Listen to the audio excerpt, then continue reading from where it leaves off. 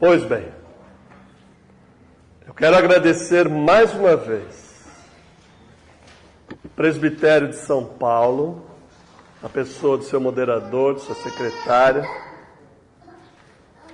agradecer a oportunidade de exercer os meus dons e meus talentos e o meu ministério junto a esta igreja, junto a esse presbitério, junto a vocês. De outra forma, não seria possível fazer o que eu faço, ter os desafios que eu estou tendo. Portanto, a minha gratidão, o meu apreço e o meu carinho por todos vocês. O texto que vocês têm nas mãos é o terceiro texto que eu escrevi para este encontro.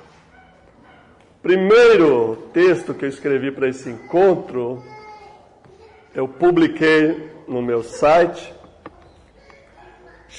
eu intitulei de Discipular é lapidar pedras brutas. Estudando esse tema, eu escrevi esse primeiro texto. O segundo texto é fazer discípulos, uma raridade. Esses dois textos estão disponíveis num site que eu mantenho. É bem fácil, cristofani.org. Se vocês quiserem ler esses outros dois textos, estão disponíveis em Cristofani, meu sobrenome, que vocês têm aí, .org. E esse terceiro texto é um texto inédito. É a primeira vez que eu estou lendo, é a primeira vez que eu estou apresentando, e eu fiz especialmente para este encontro, porque eu não gosto, como vocês, de comer comida requentada, nem para as minhas meditações pessoais, nem para as minhas lidas pastorais. Então esse texto, com exceção da tradução que eu li também, é um texto inédito, que eu li na Assembleia Geral da IPU, é um texto que vocês vão ouvir pela primeira vez. E claro, eu só vou ler a primeira parte, e depois vou expor as minhas considerações, porque não teria o menor sentido eu dar o texto para vocês e ler o texto aqui, tá bom? Missão da igreja em Mateus 28, 18 a 20. Agora é com vocês. Ok, está feito. É hora de ir. É momento da despedida. Eu vou embora. Chegou a minha hora. Meu trabalho está concluído. Já recebi toda a autoridade sobre o céu e a terra. E eis a minha última palavra para vocês, os 11 que permaneceram comigo desde o início. Era apenas isso o que me faltava fazer para ir tranquilo. Este é meu último ato estando ainda presente entre vocês. Meu mandato final é: ide. Vocês me ouviram. Eu envio vocês com base na autoridade que recebi.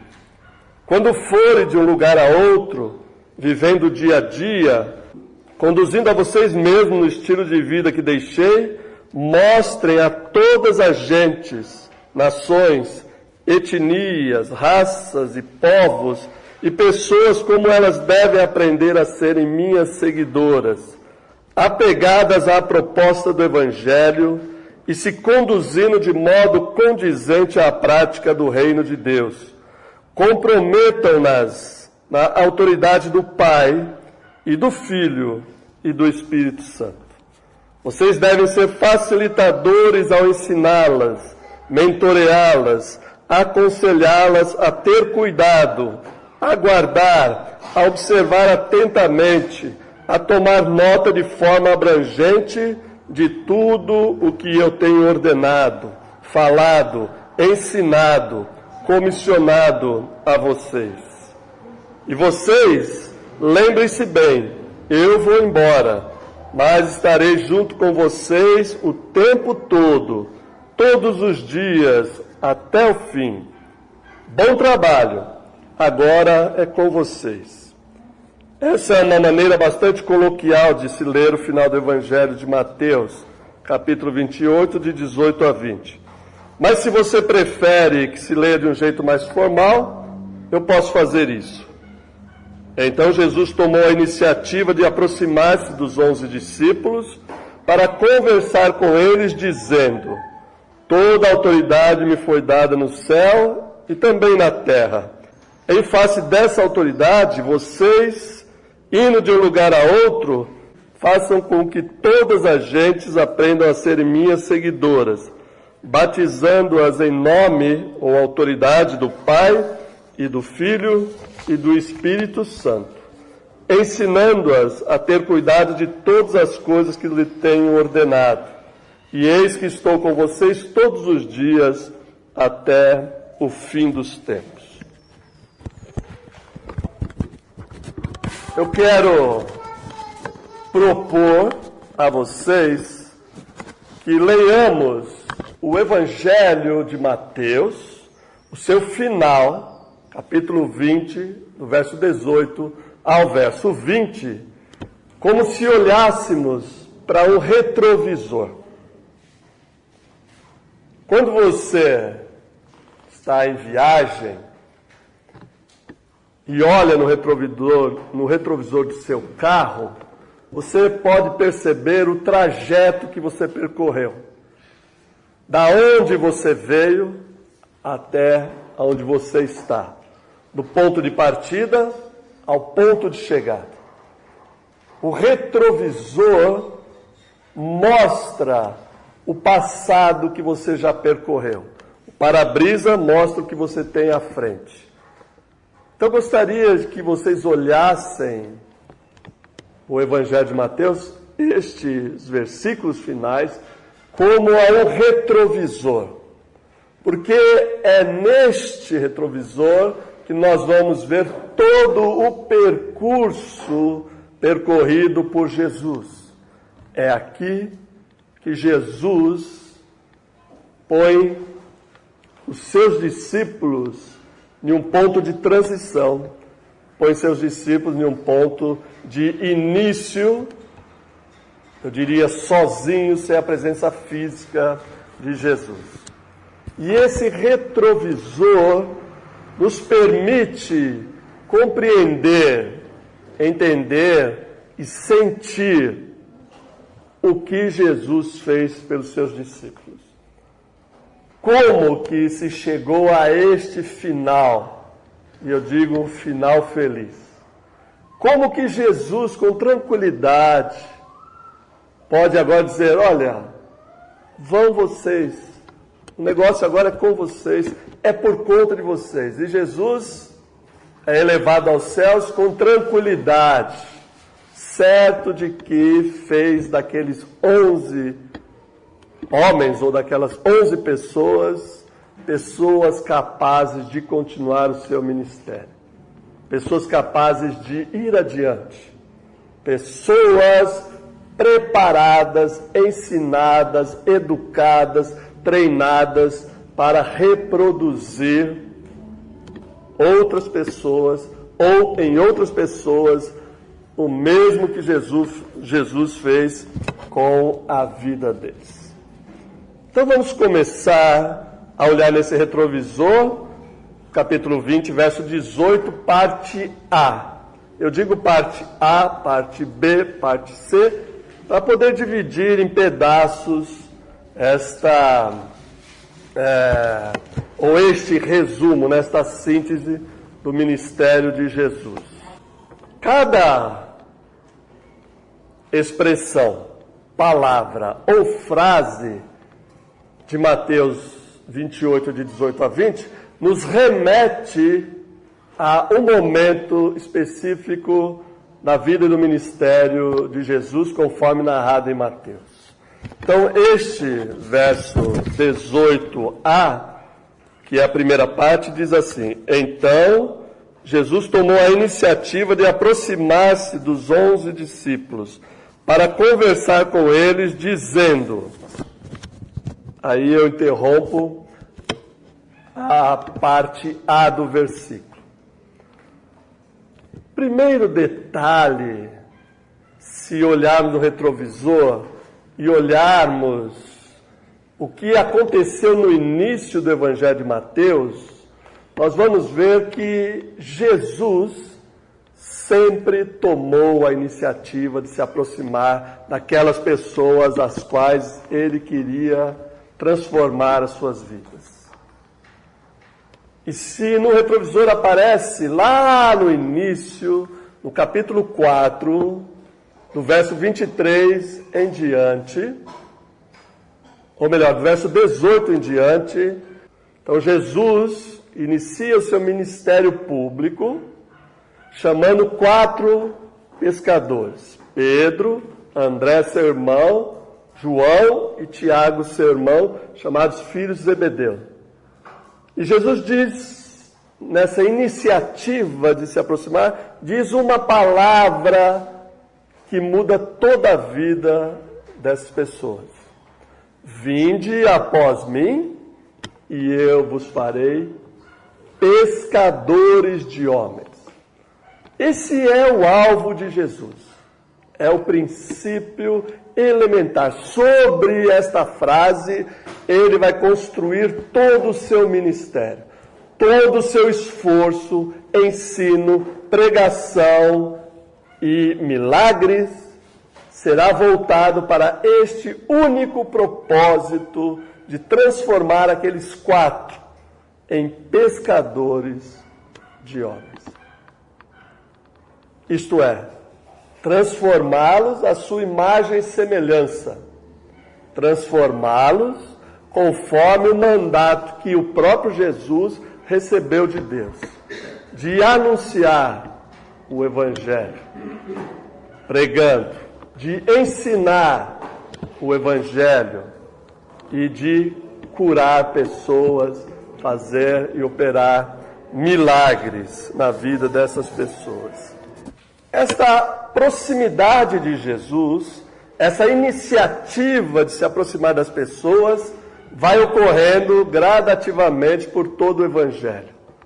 No capítulo 9, verso 9 do Evangelho de Mateus, ele chama exatamente o Mateus, o coletor de impostos, de nome Levi, aquele que está assentado lá na coletoria, que nós cremos, né? E ensinamos que seja o autor desse Evangelho de Mateus, também recebe um desafio. Jesus é mais econômico. Segue-me. E a resposta? Ele não diz nada. A resposta vem do narrador. E levantando-se, o seguiu. Depois ainda oferece um jantar para ele na sua casa. E ali começa o ministério do anúncio, o próprio Mateus, do seu encontro com Jesus. Jesus toma a iniciativa de ir caminhando e pregando, e ensinando e curando. Capítulo 4, verso 23, Jesus ensinava, pregava e curava por toda a região da Galiléia e da Judéia. Ele vai para Decápolis, vai para as regiões de Jerusalém, que é a Judéia, volta para seu QG, né, seu quartel-general, Cafarnaum, e anda se aproximando das pessoas. Essa proximidade de Jesus é uma iniciativa que, pelo simples ato de ir, já está nos chamando e nos conclamando a nos aproximarmos, a tomarmos a iniciativa. Missão da igreja é uma iniciativa, primeiro de Deus, depois de Jesus, dos 11 e de quem mais? De nós, que cremos no Evangelho. Então nós devemos tomar uma iniciativa de nos aproximarmos das pessoas. Você tem que imaginar que quando Jesus chama Pedro, André, Tiago e João, ele já convivia com essas pessoas há tempo. Era da vila dele, era do lugar onde morava, eram vizinhos dele. E Jesus já tinha conversado com... A gente tem que imaginar isso, eu não sei se é exagero, mas Jesus já convivia com essa gente. E toma a iniciativa de chamá-los para o mesmo propósito: divulgar o reino de Deus. Pelo retrovisor, podemos ver também outra coisa. O verso 18b diz: toda a autoridade me foi dada no céu e também na terra. Autoridade é algo que Jesus recebe, obviamente que desde a sua concepção, mas publicamente no seu batismo, que eu vou falar já já. Essa autoridade é uma autoridade para transferir a tarefa a outros. É uma autoridade que o acompanha através do seu ministério. Quando Jesus termina o Sermão da Montanha, no capítulo, que vai do capítulo 5 até o capítulo 7, 28 e 29, as multidões estão maravilhadas, porque Jesus fala como quem tem autoridade e não como os escribas, que repetem fórmulas religiosas, blá, blá, blá, blá. Não. Jesus tem uma autoridade. E a autoridade dele é desafiadora. Ele diz: olha, vocês ouviram o que foi dito no Antigo Testamento. Não matarás, não adulterarás, isso e aquilo. Eu, porém, vos digo, é uma autoridade maximizada, né?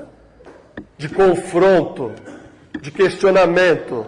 É uma autoridade que permeia não só a vida, mas os ensinamentos de Jesus. E essa autoridade, ela não é imposta. Nunca se viu Jesus falar: olha aqui, vê se me ouve, presta atenção no que eu estou falando. É uma autoridade que transborda sem nenhum problema. Na outra ponta do Evangelho, capítulo 21, quando ele fala e critica os escribas, ele diz: olha, vocês devem ouvir e guardar tudo que os escribas ensinam, mas não devem fazer o que eles fazem. A autoridade de Jesus é baseada na sua prática. Ele ensina e faz o que ele ensinou. Coerência a gente chama, né? Entre o discurso e a prática. Isso é uma distinção filosófica, discurso e prática. Você é o que o seu coração está cheio. Sua boca fala disso, você age dessa forma, não tem teoria e prática. Você é um ser indivisível.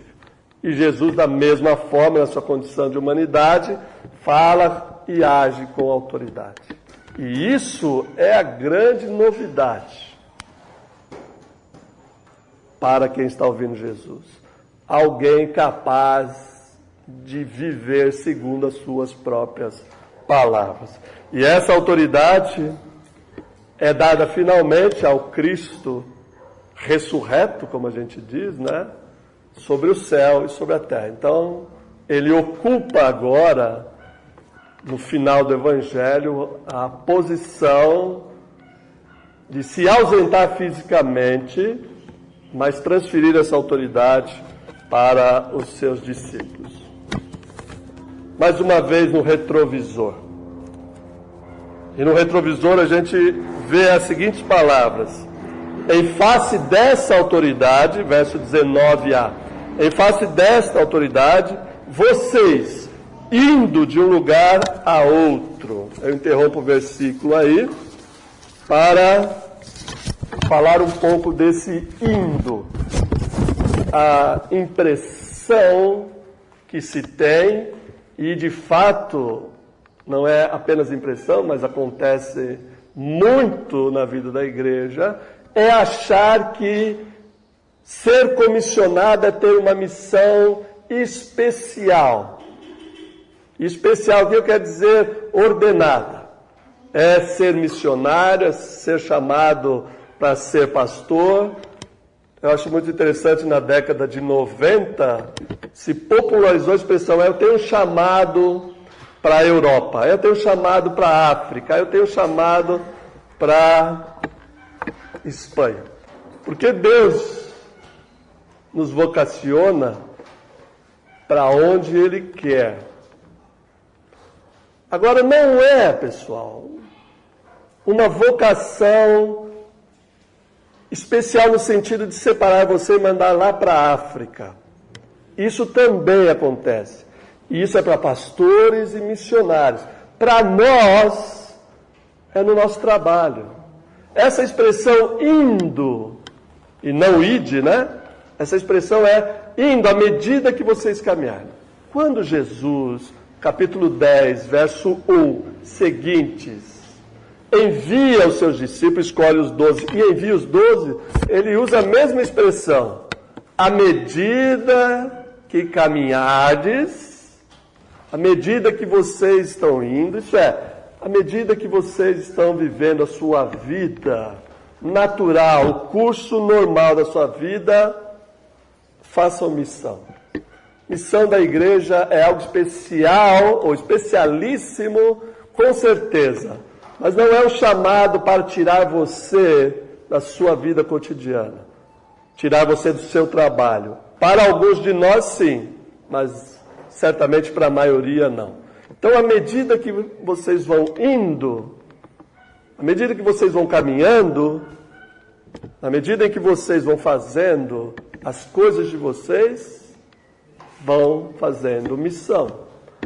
Então a missão, ela é encarnada, para usar um termo teológico aqui, eu não gosto muito de usar termos teológicos, eu estou em busca de uma linguagem mais cotidiana, mais simples, mas a missão se encarna na nossa vida comum, normal, sem grandes demonstrações de poder, espetáculo, é no dia a dia, o que já foi dito aqui, oração, na meditação, no exercício espiritual e no cotidiano, como o irmão testemunhou, um folheto, uma palavra de carinho, um abraço. É no dia a dia que se faz a missão. Então, indo, à medida que caminhardes, vão fazendo missão. Isso significa, todos nós temos a mesma missão, todos nós somos responsáveis pela missão que nos foi dada. E isso não significa igreja, instituição, significa discípulo e discípula. Quem tem vida cotidiana. Instituição não tem vida cotidiana. Instituição não vai ao trabalho, não vai à escola, não vai jogar futebol. Instituição é outra coisa. Igreja é muito diferente de discípulo. Igreja como instituição, obviamente. Mais uma olhada no retrovisor do Evangelho de Mateus. E o que temos? Verso 18b, que diz: façam com que todas as gentes aprendam a serem minhas seguidoras. Eu traduzi desta forma a expressão fazer discípulos. Porque fazer discípulos é uma expressão muito rara na Bíblia. Depois de quase 30 anos de ministério, eu sempre me surpreendo, cada dia, com o que a Bíblia tem de bonito e misterioso. Este verbo fazer discípulo aparece apenas 4 vezes na Bíblia. 3 delas em Mateus, uma em Atos e 3 delas em Mateus. E interessantemente, das 3 vezes que aparece em Mateus, 2 delas se referem a discípulos feitos. Se usa um particípio para dizer aquele que já foi discipulado. Se fala isso no final da série de parábolas do capítulo 13, dizendo: todo escriba bem versado nas coisas do reino de Deus, esse versado é feito discípulo. E depois aparece no final do evangelho, quando José de Arimateia vai pegar o corpo de Jesus, se menciona que ele também foi feito discípulo. Em todos, ou melhor, aqui é exagero falar todo, né? Em ambos os casos, eles foram feitos discípulos e alguém fez deles discípulos. Então significa que é o produto acabado, é o produto pronto. A terceira vez e última vez que aparece no Evangelho de Mateus é no texto que estamos lendo. E de fazer discípulos. Fazer discípulo é diferente de aprender. As duas palavras têm o mesmo significado. Ensinar para fazer discípulos, ensinando que eles se tornem discípulos, e ensinar, como Jesus ensinar as pessoas. A diferença é que fazer discípulos significa que alguém aprendeu a seguir a Jesus. Alguém aprendeu a seguir a Jesus. E o que é aprender a seguir a Jesus? É tornar-se discípulo. Então esta surpresa, por isso que eu escrevi aquele texto que eu recomendo que vocês leiam, fazer discípulos uma raridade, é uma raridade nesse sentido, que a palavra aparece muito pouco, quase nada. Em meio a quase 6.000 palavras, aparecer aí 3 ou 4 vezes não é nada. Mas a minha desconfiança, percepção disso, é que a raridade dessa palavra está nos apontando para o fato de como fazer discípulo, e não o mandato de fazer. Jesus não ficou falando em fazer discípulos, mas fez discípulos. Por isso não há necessidade de ficar explicando. Eu lembro o caso de Pedro.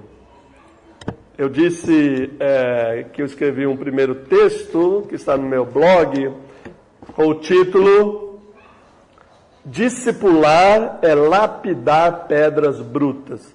E usa exatamente essa palavra de Jesus para Pedro: tu és pedra. E qual foi o processo de discipulado? Chamou para ser pescador de homem, e ele seguiu. Ensinou e enviou em missão, capítulo 10. Capítulo 16, ele confessa: tu és o Cristo, para que iremos nós? Envolveu um confronto com Jesus. Ele falou assim: você não vai morrer não. Jesus disse: arreda-te, Satanás. Depois ele aparece com aquela história: não, se o senhor for, eu vou seguir até o fim, até a morte, se for preciso. Vai me negar. O discipulado envolve a vida como um todo. A vida cotidiana em todos os seus aspectos. Desde a disposição de morrer pelo Evangelho, até negar o próprio Jesus, dizer que não conhece. E obviamente vocês conhecem pelo Evangelho de João, nós conhecemos a restauração de Pedro e no que ele se tornou depois no livro de Atos, na carta, etc. Portanto, no retrovisor a gente vê, retrovisor do Evangelho de Mateus, a gente vê Jesus fazendo na prática discípulos e transformando pessoas em suas seguidoras, e não apenas em pessoas convencidas do Evangelho. Mais uma vez, de olho no retrovisor, capítulo que estamos lendo, 28, verso 19c. Batizando-os em nome, ou na autoridade do Pai, do Filho e do Espírito Santo. O batismo aparece nas duas pontas do Evangelho. Aparece lá atrás, quando a gente está olhando pelo retrovisor, capítulo 3, João Batista batiza Jesus. E ali aparece o próprio Jesus, aparece o Espírito Santo e aparece uma voz do Pai dizendo: este é o meu Filho amado em quem me comprazo. Na verdade, o batismo de Jesus, e logo em seguida ele vai para o deserto e volta para iniciar seu ministério, é um sinal inequívoco, evidente, de que a missão de Jesus tem por companhia o Deus Pai e a força do Espírito Santo. Por isso, no final do Evangelho, ele vai dizer: eis que estou convosco. Ele se ajunta, vamos dizer, ao tríplice nome de Deus e vai adiante com os seus discípulos. Então, o batismo aparece lá como uma forma de dizer: esta pessoa está autorizada a falar em meu nome. E lá no final, esse texto que estamos lendo, dos discípulos batizarem outros em nome do mesmo Deus Trino, ou da triunidade, em nome do Pai, do Filho e do Espírito Santo. Quer dizer, selem as pessoas, dê autoridade a essas pessoas em meu nome, porque é preciso prosseguir com a missão. Primeiro Jesus, depois os apóstolos, depois os discípulos, nós, os nossos discípulos também continuarão depois que formos daqui. Portanto, o batismo é a insígnia que nos identifica como discípulos de Jesus, é a marca. Se eu estivesse falando para jovens, estou, diria, é a tatuagem que nós carregamos como discípulos de Jesus. Olhos no retrovisor e chegamos ao verso 20, na primeira parte. Ensinando-os a ter cuidado de todas as coisas que lhes tenho ordenado. Esta, para mim, é a parte fundamental da missão da igreja. Ensinar. É ensinamento que nós devemos fazer. Criar processos de aprendizagem para instruir outros. Não só métodos inovadores, ou não tão inovadores assim, mas o conteúdo sobretudo. A principal tarefa de Jesus e dos discípulos está dividida em 3 partes: pregar o reino de Deus, ensinar as coisas concernentes ao reino de Deus e curar. Nós presbiterianos temos medo de cura. Mas a palavra cura, que aparece nos evangelhos, que aparece no capítulo 4, 23 de Mateus, 9, 35, é a palavra terapel. É o verbo terapel, de fazer terapia. E o primeiro significado em qualquer dicionário dessa palavra grega é serviço. Não é curar. Curar é um sentido secundário. Curar é uma consequência de servir. Tanto que a palavra curar, ela é usada em paralelo com a palavra salvar. Quando alguém chega para Jesus e diz: Senhor, me cura, o Evangelho diz que Jesus curou, terapel, e sua vida foi salva. Sozo, que é o verbo para salvar. Então, salvar, curar, servir, tem o mesmo campo semântico, significam, por proximidade, a mesma coisa. Então, em primeiro lugar, gente, é ensinar, pregar e servir. E daí vocês derivam tudo o que vocês quiserem do serviço da igreja. É curar o mundo. é curar feridas emocionais, é curar desvios espirituais, é curar a pessoa como um todo. Essa ideia de cura que anda badalada na televisão aí é somente uma pequena parte da verdade bíblica. A verdade bíblica mais extensa é serviço. Lembre-se disso. Jesus ensinava, pregava e curava. Isso é, servia as pessoas. De todas as formas. Então lembre-se que o ensino catecúmeno, foi dito aqui, a formação de um discípulo ou de uma discípula é dentro de um processo de ensino contínuo, eficaz, coerente. Agora é preciso saber uma coisa, viu, gente? Preciso conhecer Jesus profundamente, porque senão a gente não tem nada para ensinar para as pessoas. Verso 20b, a olhada final no retrovisor. E eis que estou aqui entre vocês até o fim dos tempos. Gente, é a missão do Evangelho, e eu evito falar a missão da igreja, vocês perceberam que eu não falo essa palavra, né? Que não é missão da igreja, é missão de discípulos de Jesus. E os discípulos de Jesus não podem ser confundidos, para o bem do ecumenismo também, não pode ser confundido com igreja.